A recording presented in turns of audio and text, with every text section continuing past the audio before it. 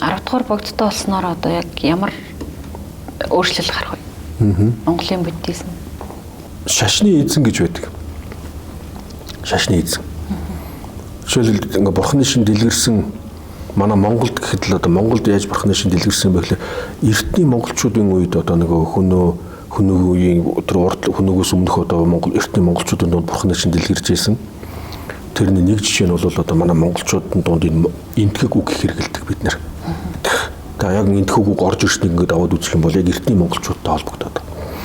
За хоёрдугаарт нь эзэн төхөрний үед бурхны шин дэлгэрсэн.